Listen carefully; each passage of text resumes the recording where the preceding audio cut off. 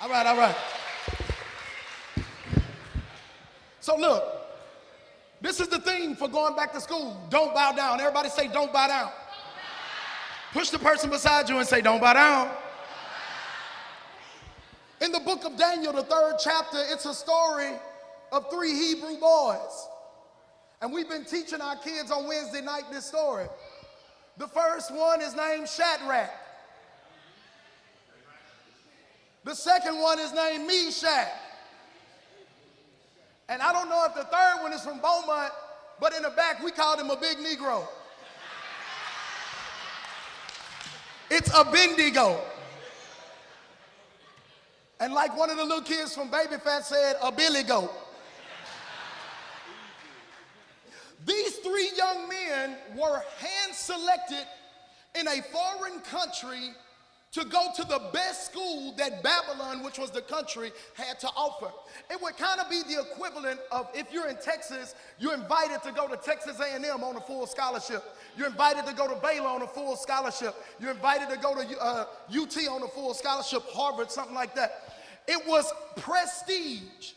And these young men were selected because they were intelligent, they had potential, kind of sound like Fat House to me.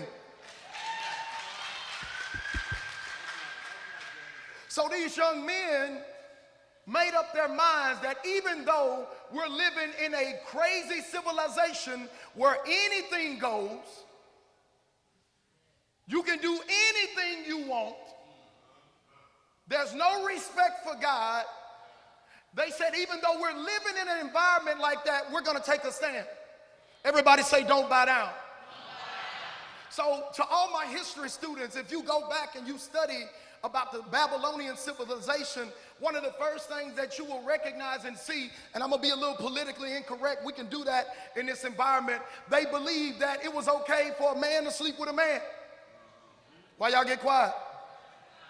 They felt like it was okay for a woman to sleep with a woman. They believed in this god called Molech. So your firstborn would be thrown into a fiery furnace in belief and in hope that the rest of the children would be blessed. They believed in child sacrifice. Kind of sound like the evening news, don't it? Well, in this civilization, these 3 young men said, we will not bow down. Everybody say, don't bow down. One more time. We are going to live and worship only the true and living God.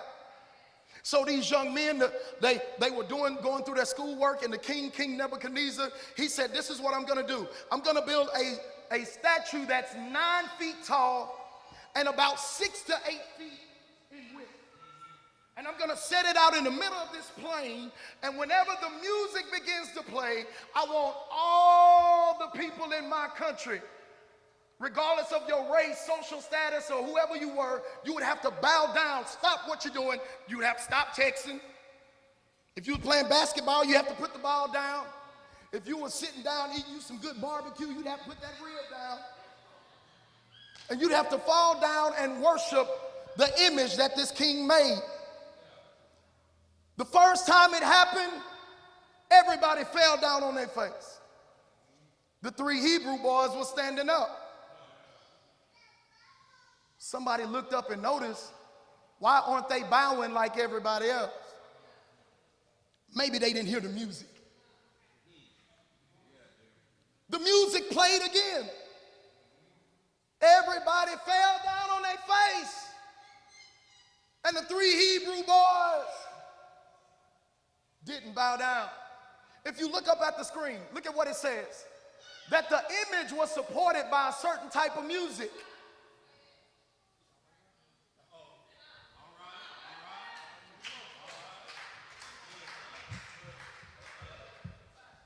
The image was supported by a certain type of music.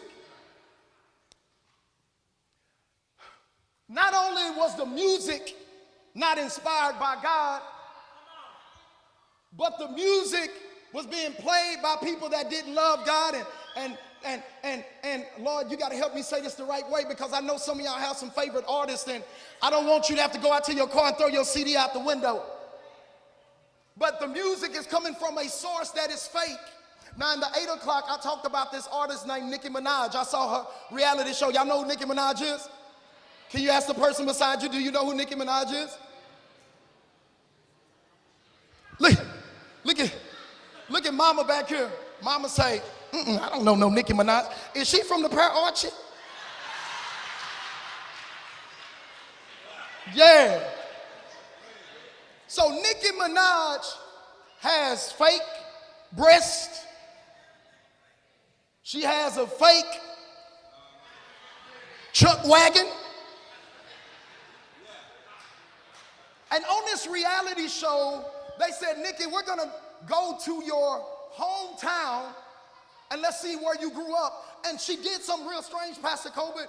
She didn't take them to her home. She took them to like a Cosby Show style family. And the woman that she called her mom wasn't her mama. The person she called her dad wasn't her dad. And so her life isn't real, her lifestyle isn't real, and the music she makes is not real because she's not even living about the stuff that she's rapping about.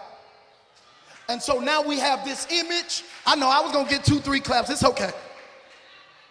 So this music is being pumped into the ears and the hearts and the minds of our kids, and they're falling down worshiping the image. But let me tell you a little something sneaky trick that the devil is doing. He's now taking synthetic weed and mixed it with the music.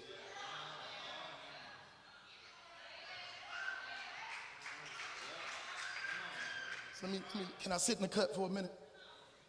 And I use this analogy, Pastor Colbert, that in the 8 o'clock, oh, mercy, mercy me. Oh, things ain't what they used to be. Hold on. So, some of y'all know that song, right? But am I the only one that song sounds different when you, oh, mercy, mercy me. Oh, things ain't what they, baby, you remember this song? That's my jam. You start mixing the weed and the alcohol, the whole song takes on a different personality. Y'all remember them days? It's okay for you to nod. You remember them days? Now, you ain't been saved all your life. Your lips just turned back the right color. Sitting up there looking at me like I never smoked weed. Yeah, you did. You ain't forgot how to bust in sweet.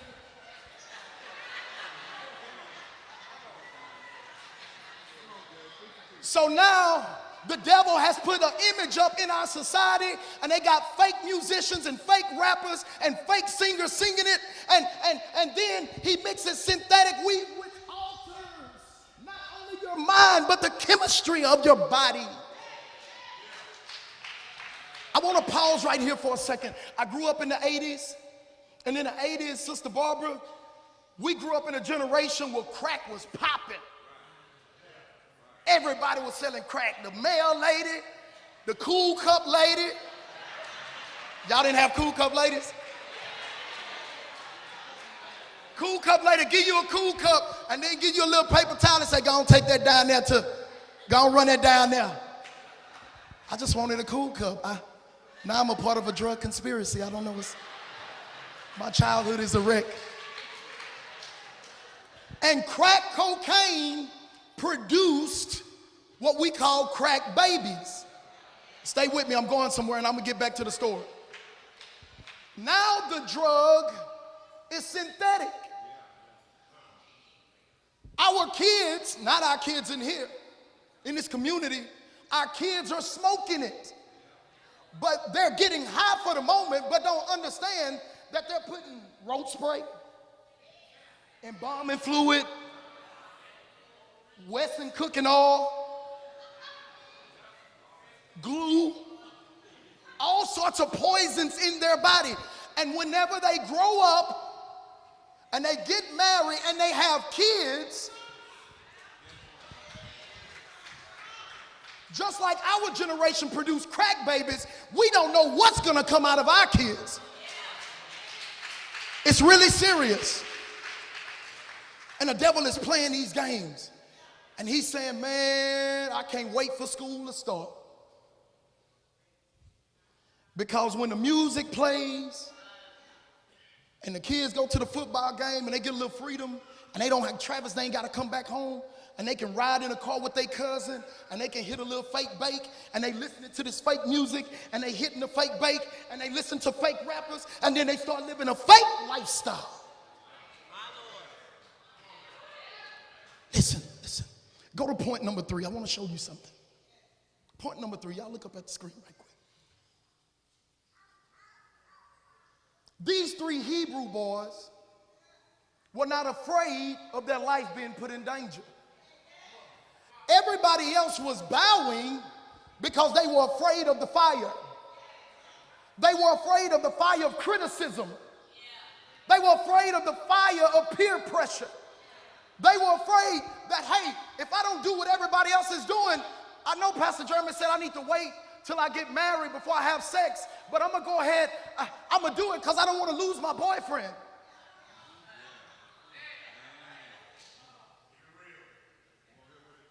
And if I don't hit this ring, I'm giving y'all some words. Give me some more words, Mofino. Fake bake, ring, Kush, K2, what? Spice, gumbo, wet, sauce. What's that? What? Mojo. Come on, give them to me. No, give me a real one. Don't play. What'd you say? Clickers, dip. That woo. Whoa, whoa, whoa, whoa. See, parents, I want y'all to listen, because your kid can be talking over your head. You don't even know what they're talking about.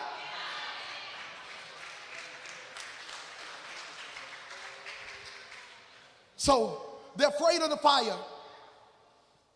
But I got an announcement to make. God is raising up some young people in this church who not afraid of the fire. Boy, you better hear what I'm saying. Not afraid of the fire, because they'll start the fire. They'll look at people that smoking fake bake. That's what I want you to do, Malik. That's what I want you to do. That's what I want you to do. That's what I want y'all to do. When somebody try to get you to do something stupid, when they try to get you to bow down, then this is what you say. You don't love God?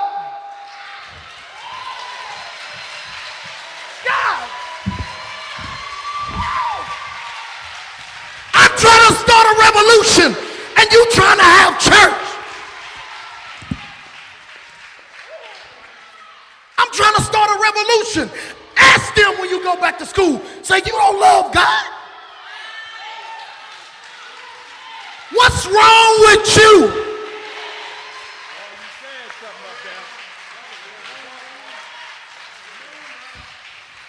See, somebody got to change the paradigm.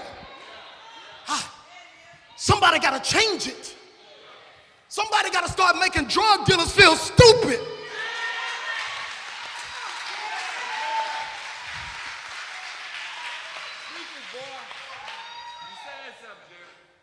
Somebody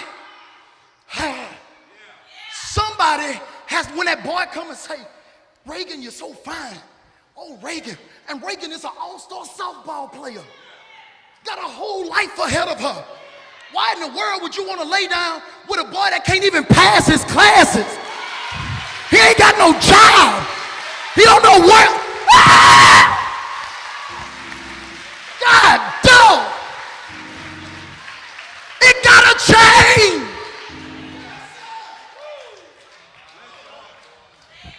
We going back to school. And I want you to go back to school with an attitude. Gotta change.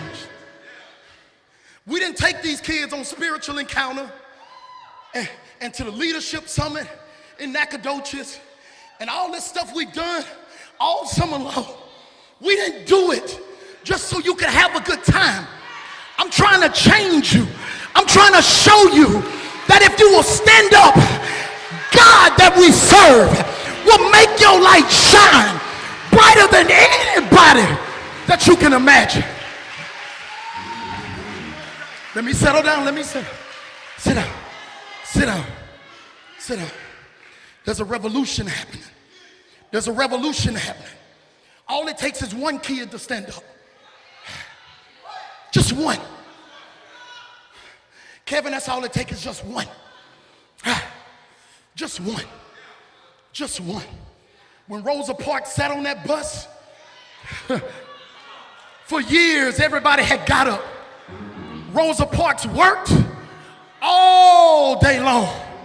Her back was hurting. Her feet were hurting. She wasn't even making a lot of money. And she finally made up her mind and said, no!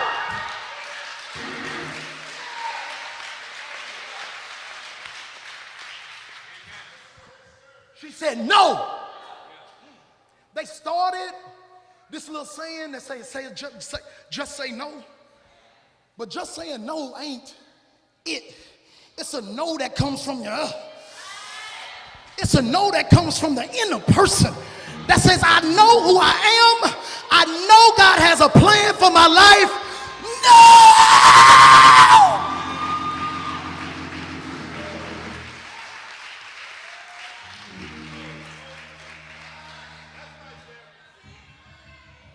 I'm almost through. I'm about to explode up here. Because I feel like somebody catching it. I feel these young people pulling on me. I feel some young people in the back over there pulling on me. See, I ain't worried about some of y'all looking at me crazy. I ain't preaching to you no way. Because you probably been bowing down. But I'm preaching to somebody that really want to have something. Point number 4, I got 5 minutes. Said, don't be afraid to give an answer. Don't be afraid to give an answer. Ask them, you don't love God? Man, I love God.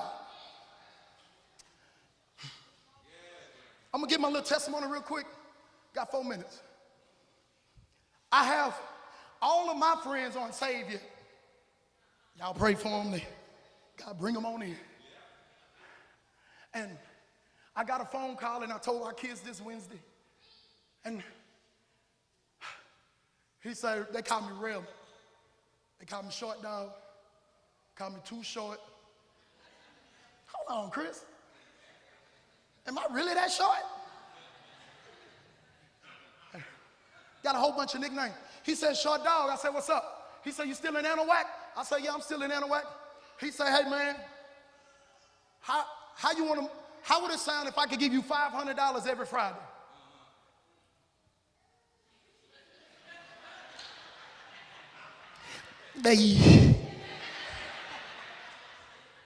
I said, what you talking about? He said, well, you know, I'm a businessman. Everybody say business. Don't you hate that when somebody, I'm a businessman? Anytime you run a business and the cops can come and take it, you ain't got no business. Look, I got the cop clapping. He was like, that's right.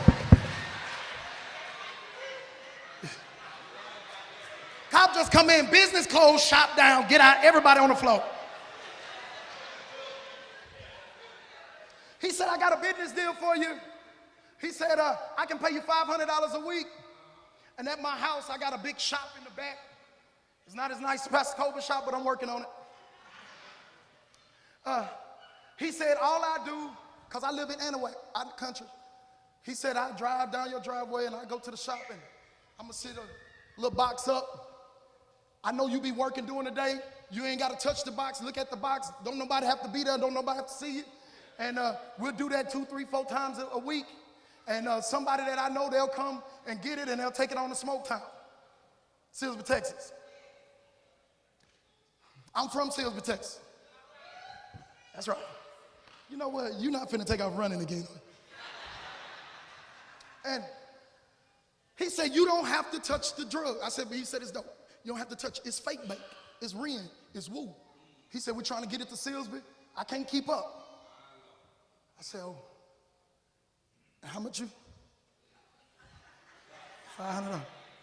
I don't have to touch it. I don't have to sell it. I don't have to put it in my vehicle. None of that. Now, I grew up with this guy. And I thought about who I represent.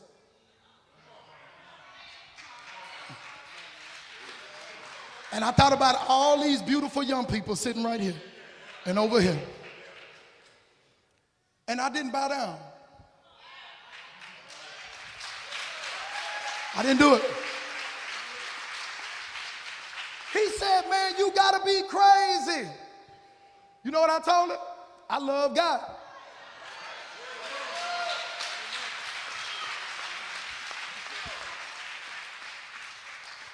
I love God. I love God too much, and I love these young people too much. And I know that little $500 you trying to offer me, if I keep serving, now this might be for somebody. If you keep serving him, God will put some money in your hand. That little $500, that's a tip. That's a tip. When you go on vacation, you tip that. Catch that. You can go to Landry's and make it rain in them. Look at that. Somebody said, I like that. You come get prayed for. Go to the last point. Point number 5. Everybody look up at the screen. When you refuse to bow down to the negative image in your school, God will promote you. Embrace your uniqueness and what God has done for you this summer. Focus on being the best. Focus on being the best. God will promote you. The people that get the positions on the jobs, the people that are made leaders in the school are not people that conform. They're people that stand out. They're people that stand up. And that's what you have to be, young people. Jordan, that's what I want you to be. That's what I want you to do, Miracle. And Miracle not just be in your name, but Miracle be who you are. A living testimony when you hit that campus. Let me say this and then we're closing. There is a revival happening right here in this church. Pastor Colbert just this past week told me, Jeremy, we ain't seen nothing yet. This thing about to blow. This thing about to happen. Jeremy, you better get ready. And I'm sitting there looking at Pastor Colbert like, get ready? Man, I just wanted a church van. Pastor Colbert say, you better get ready. You better get ready. It's coming. And I went home, Pastor, and I read about this guy named Patillo Higgins. How many of y'all know who Patillo Higgins is? Patillo Higgins was a Sunday school teacher right up the road, right here by South Park. And the church was so small that on Sundays he would have to take his Sunday school class out on this little grassy hill. And then sometime when it would rain, Sister Judy, there would be a black tar at the bottom of this hill. And he have to tell the kids, boy, get out the thing. Don't be stepping in the tar. Get your Sunday school clothes dirty. Your mama gonna tear your behind up. Yes, sir, Mr. Higgins. Then on hot summer days, when the wind would blow off the Gulf from the south, headed north, it would be such a gassy odor that sometimes it makes some of the kids sick. Patillo Higgins said, well, Lord, we don't have room enough in the church, and I don't have a lot of money, and all I got is this hill. And God said, underneath your feet is a revival. He was like, what? He said, that black tar you see, those of you in the petrochemical field, it's called sludge.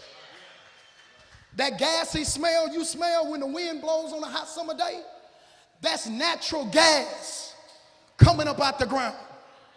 Right there by Lamar University is Gladys City, or what you call Spindletop.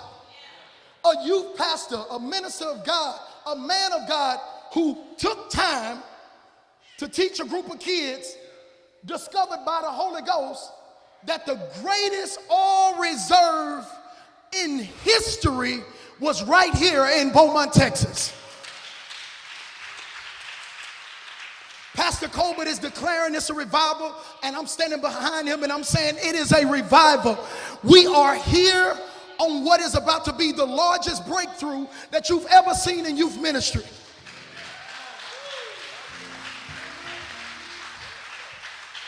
What you're sitting in right now is not even the real church. Y'all know what y'all sitting in? This is the youth ministry building. See, y'all been going, you didn't even know that.